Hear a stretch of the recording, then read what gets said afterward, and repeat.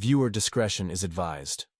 The following account is drawn from private affidavits, sealed federal records, and insider correspondences related to the ongoing investigation involving Sean Diddy Combs.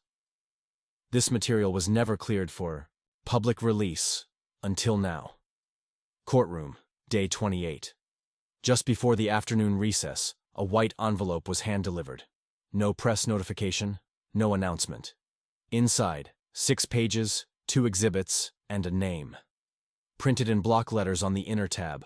JLL, Jennifer Lynn Lopez. It was a sworn affidavit. No legal team accompanied it. No names were redacted. Filed voluntarily under a motion for suppressed affiliation, the judge allowed it into the record, citing historical pattern relevance in the Cassie investigation. Her statement begins without greeting, without preamble. Just one line. I was never invited upstairs. I was asked to build the stairs. It began in the summer of 2005. I had just wrapped a film and launched a fragrance line. Business was booming, but I found myself craving something real, something small, something honest. That's why I started the movement. A summer dance intensive for underrepresented girls in Los Angeles. No branding, no corporate tie-ins, no men in the room. I funded it myself. I leased the studio quietly through a third party. I handpicked every dancer through open call auditions. No agents, no managers, just raw energy. It wasn't about performing. It was about being present. I wanted them to know the difference. By the second week, it was everything I'd hoped for. Sweaty, emotional, focused. I was there 3 days a week. No glam squad, no entourage. Just me and the music. Then the attention started. My creative director approached me after a session. A label's interested in sponsoring the program. Big money, big press. I didn't even ask who. No, I said. Immediately, I didn't need their check. I didn't want their eyes. The next day, a package arrived at my house. No sender, no return address. Inside was a proposal, polished and corporate. At the top, proposal for sponsorship, the movement Diddy Combs Enterprises. At the bottom, full funding, wardrobe by Sean John, press placements with vibe and essence. But that wasn't what disturbed me. It was one line in the middle: talent development, long-term mentorship opportunities, observational access to all intensives and showcases. I read that sentence 3 times, then a fourth. They didn't want to sponsor. They wanted proximity. They didn't want to help the girls. They wanted to watch them. It read like support, but it felt like surveillance. So I said no. Not maybe, not let's revisit. Just no. And that's when the silence around me began to shift. I built the movement to be a sanctuary. Not a PR stunt, not a content engine, just a space where girls could sweat, train, and be seen for who they were becoming, not what the world wanted them to be. There were 25 dancers that first summer. Most came from public schools, youth centers, second chance programs. A few had never set foot in a professional studio before, and they were incredible. These girls didn't move like they were being watched. They moved like they were finally being allowed. No stylists, no filters, phones locked away in cubbies. From the moment they walked in, it was sacred, but I should have known it wouldn't stay that way. By week 3, the whispers started. And they weren't coming from inside the room. They were coming from outside. My assistant noticed it first. Black SUV, same model, parked across the street at the same time 3 days in a row. Then a stylist showed up. Someone I'd never worked with. Claimed she was sent by a friend to offer wardrobe for the final showcase. When we told her no showcase was scheduled, she smiled and said, "Oh, he told me that might change." I didn't like the way she said he.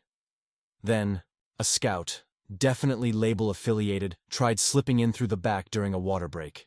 He smiled and said, "Just watching the talent." Hat was when I knew they weren't going to ask again. They were just going to show up. Would you like me to continue? Viewer discretion is advised.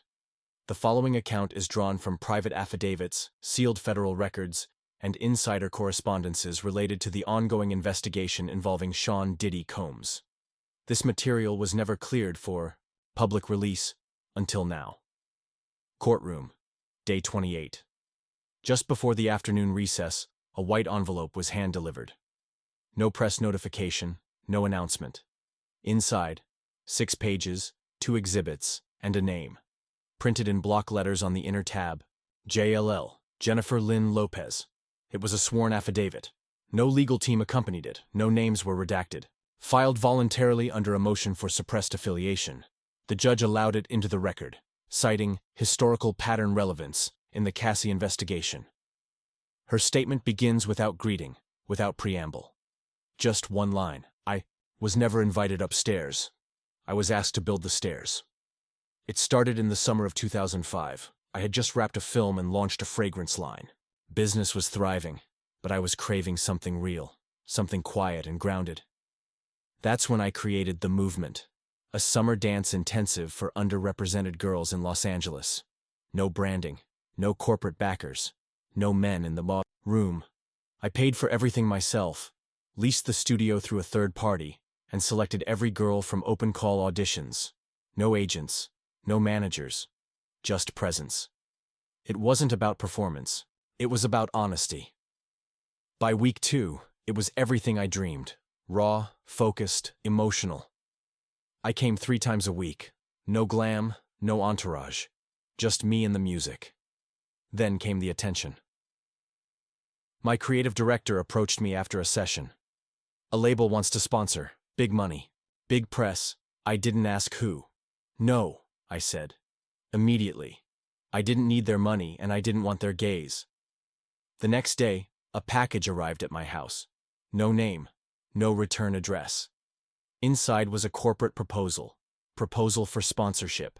The Movement Diddy Combs Enterprises. It included full funding, wardrobe by Sean John, and press placements in Vibe and Essence. But one line stood out. Talent development, long-term mentorship opportunities, observational access to all intensives and showcases. I read that line again and again. They didn't want to support us. They wanted access. They wanted surveillance. Masked as support. I said no. Again. And then the silence shifted.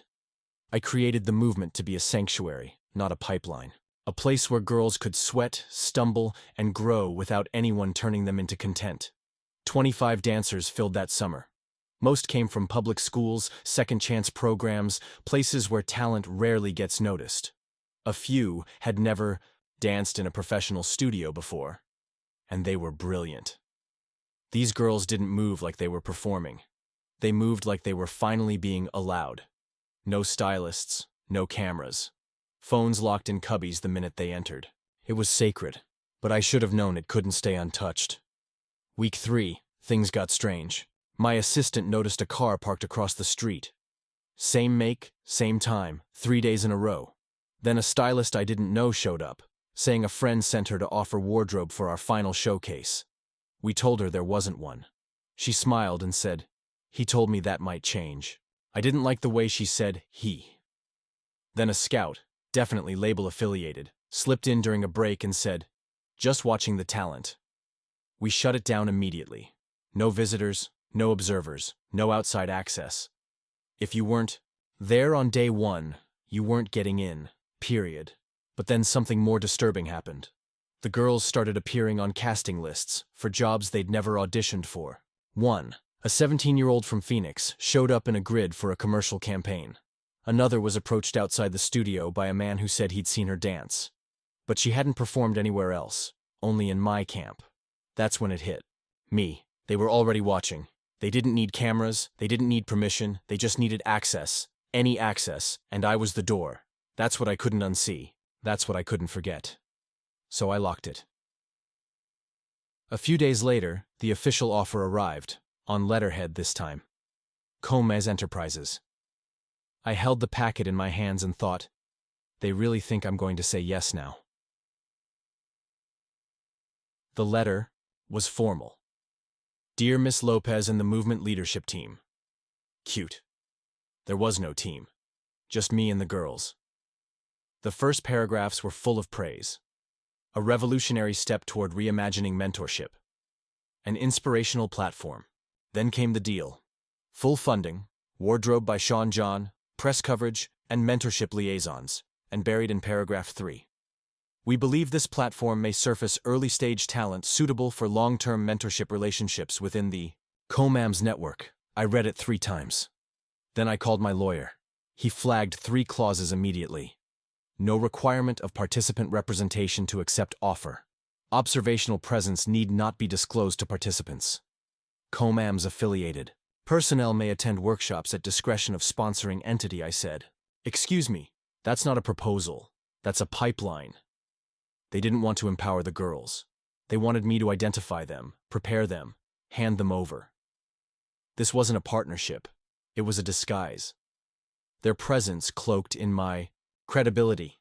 Their control dressed up as opportunity. I didn't read the rest. Didn't need to. I called it what it was. Predatory professionalism. I said no. Again. Louder. That same afternoon, I got a text from an unknown number. We thought you were about legacy. I didn't reply. That night, something slid under my front door. Plain white. Paper. 1 line typed in courier font. Every door you lock means someone else opens it first. No name. No signature. I folded the paper once and filed it in the back of a locked cabinet. I never opened that camp again. 4 days later, I got a call from someone I hadn't spoken to in over a year. Not my manager. Not on payroll. Not even in my circle. But he was always around. One of those industry guys who never belong anywhere but always show up.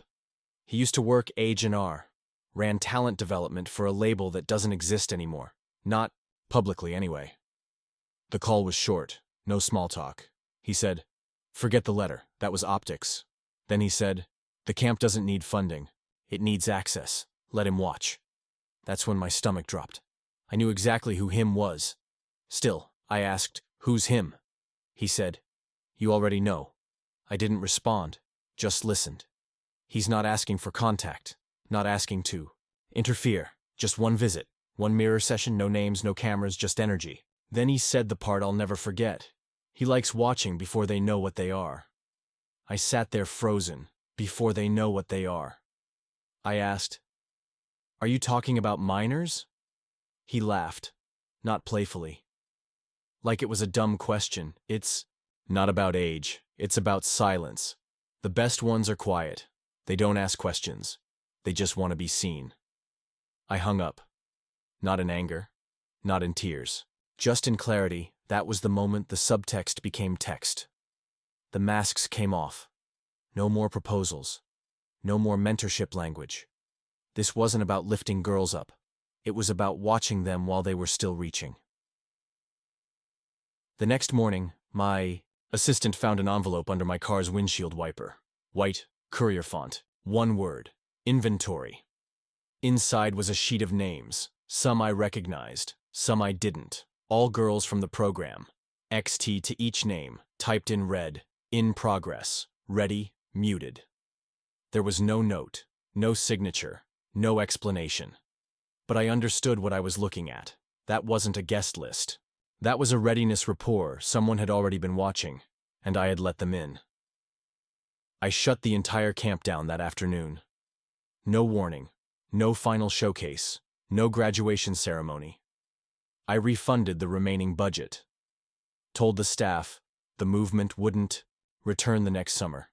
Because I knew, if I kept it open even 1 more week, I wouldn't be able to protect all of them. I didn't post about the closure. No farewell message, no press release. I didn't want it to become a moment. I wanted it to disappear. But in this business, silence makes noise. Within a week, my phone started ringing, not with opportunities. First, a fragrance campaign I'd spent over a year developing. Dead. The call came in soft. Scheduling conflicts, except I didn't have any. Then a talk show appearance I'd already confirmed. Canceled. No reschedule. No explanation. And then a deal I was truly excited about. A youth dancewear collaboration. Gone. Collaboration featuring designs inspired by the girls in my camp just vanished. Paperwork revoked, emails unanswered, no official reason, just gone. It wasn't punishment. I realized it was subtraction, silent removal, no drama, just less. The next hit came from someone closer. My choreographer, someone who'd been with me since In Living Color. He stopped calling, stopped showing up. No fight, no fallout. He just faded out. Months later, Someone told me he'd signed an NDA with a Combs-affiliated brand group. That was the last time his name appeared on a contract with mine. Then came the envelope. It was sitting on the piano bench in my home studio. My assistant swore no one delivered it. No name, no seal, just one folded page. Blank. But when I turned it over and held it to the light, I could see faint impressions, like someone had written and erased a message. One sentence stood out. "You don't have to speak to be loud." I didn't report it, didn't bring it up to my team. I wasn't scared. I was disappointed. Disappointed in how predictable it all was. In my journal that week, I wrote, "I didn't say his name. I didn't leak a story. I didn't go to the press. And somehow, they still heard me." 17 years after I closed the movement, I opened an email I didn't know existed. It was buried in an old inbox in a junk folder from a contact account I hadn't touched in years. No stars, no alerts, just a subject line. "You did the right thing." The date was July 21st, 2005. The time, 2:07 a.m. No sender name, no signature.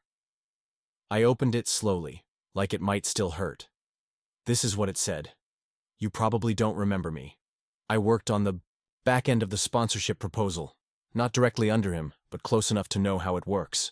I wasn't supposed to see the roster, but I did. After you shut the camp down, I got looped into a different project. Different name, different city, same goal. 3 girls from your program still got invites. One said yes, one said no, one never replied. The one who said yes, she's not dancing anymore." I must have stared at that screen for 5 minutes. No blinking, no tears. Just a stillness that was louder than anything I'd heard in years. That was the first and only time I cried over the program. Not because I felt guilty, because I finally understood. I didn't stop it. I just made it harder for them to reach through me. That's all I'd done. I forwarded the email to my lawyer. We traced the metadata. It came from a now-defunct address linked to a Combs Enterprises consultant, a name that would later appear in Exhibit 22D of the Cassie case. That consultant was gone. No social presence, no business listings, no trace in any industry directory. Since 2009, in the margin of my statement, I added a handwritten note for the court. I thought saying no would be enough. I thought closing the door would lock it. I forgot how many other ways they know how to enter. I didn't plan to testify. There was no subpoena, no legal pressure, no call from a victim's attorney. This wasn't about being dragged into someone else's trauma. This was about finally stepping out of my own silence. I wrote my statement by hand, 6 pages, no edits, no attorney sitting over my shoulder. I walked it to my lawyer's office myself, folded in a manila envelope labeled 2005 rejection packet. Inside, I included everything. The original Combs sponsorship proposal, the anonymous July 2005 email, a printed list of the movement girls I believed were approached after the camp ended, and a letter I wrote that summer but never sent. It was addressed, "To whom it may concern, please find your intentions returned unread." That letter had stayed buried for years, unfolded, unsigned. I never thought anyone would need it. Turns out, the court did. They logged my submission as Exhibit 54A4 and filed it under pattern documentation. Witnesses with adjacent proximity to event